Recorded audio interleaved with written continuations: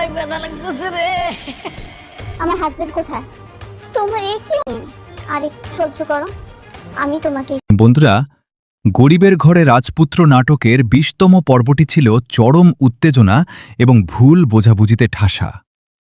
অনিক এবং মেঘলার জীবনের মোড় কোন দিকে ঘুরছে তা নিয়ে আজকের এই বিশেষ প্রেডিকশন এবং রিভিউ ভিডিও। ২০তম পর্বে যা যা ঘটেছে। মূল ঘটনাপ্রবাহ: অনিকের জেল এবং শারীরিক নির্যাতন। মেঘলার করা মিথ্যা অপহরণ মামলায় অনিককে পুলিশ গ্রেপ্তার করে।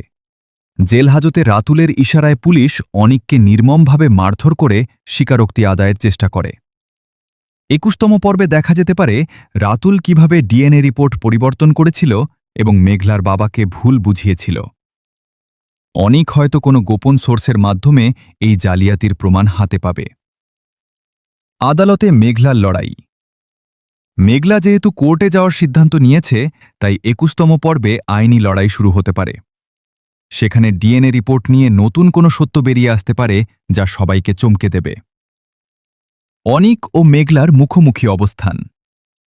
অনিক তার ব্যবসা এবং সম্মান ফিরে পেতে মরিয়া হয়ে উঠবে।